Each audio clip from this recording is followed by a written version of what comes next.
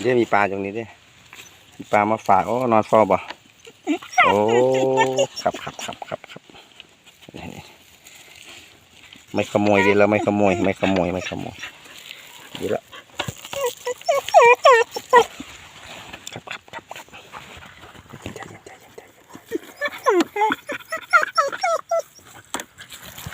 สวัสดีครับ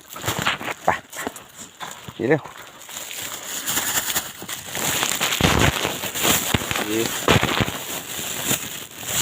มีปลาเผาเนี่ยหนังปลาเนี่ยด้วยโอ้เดี๋ยวดูโอ้เยอะแยะเลยเนี่ยคนเยอะแยะเลยปลาเผากินคนเดียวเลยนะปุ๊บมันไม่มาเนาะปุ๊บไม่มาเลยกินคนเดียวเลยชิมอนนะเดี๋ยวแซ่บๆโอ้เสียงเขียวเสียงยำแซ่บ